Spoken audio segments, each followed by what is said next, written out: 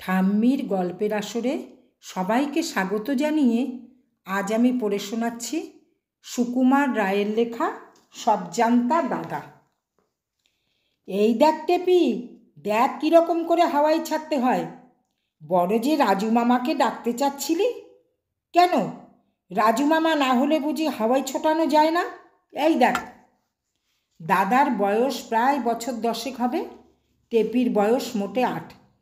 অন্য ভাই বোনেরা আরও ছোট, সুতরাং দাদার দাদাগিরির আর অন্ত নেই। দাদাকে হাওয়াই ছাড়তে দেখে টেপির মনে বেশ একটু ভয় হয়েছিল, পাছে দাদা হাওয়াইয়ের তেজে উড়ে যায় কি পুড়ে যায়, কিংবা সাংঘাতিক একটা কিছু ঘটে যায়। কিন্তু দাদার ভরসা দেখে তারও একটু ভরসা হলো। দাদা হাওয়াইটিকে হাতে নিয়ে একটুখানি বাঁকিয়ে ধরে বিজ্ঞের মতো বলতে লাগলো, এই সলতের মতো দেখছিস, এইখানে আগুন ধরাতে হয়।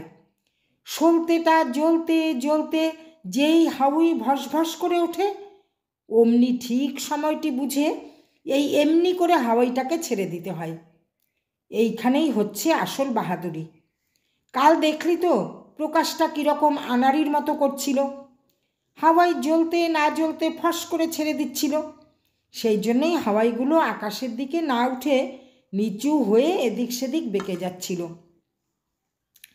এই বলে সবজান্তা দাদা একটি দেশলাইয়ের কাঠি ধরালেন। ভাই বোনেরা সব অবাক হয়ে হা করে দেখতে লাগলো।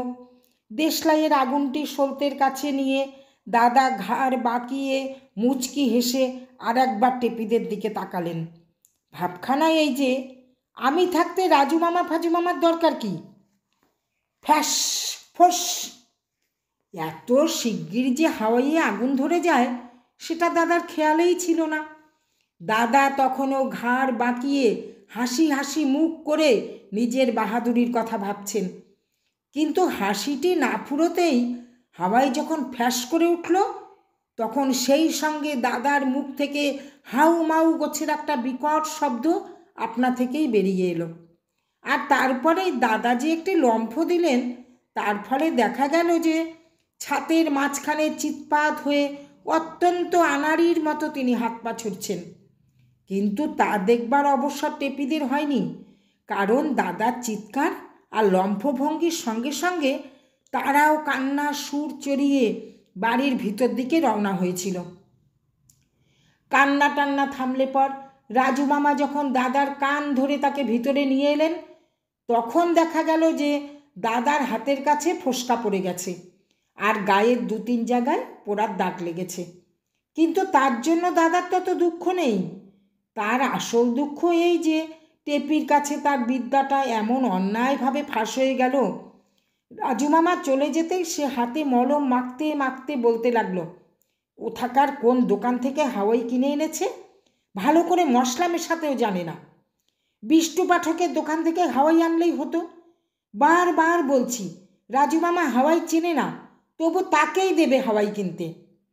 তারপর সে টেপিকে আর ভোলা ময়না আর খুকনুকে বেশ করে বুঝিয়ে দিল যে সে যে চেঁচিয়েছিল আর লাফ দিয়েছিল সেটা ভয়ে নয়, হঠাৎ ফুর্তির চোটে।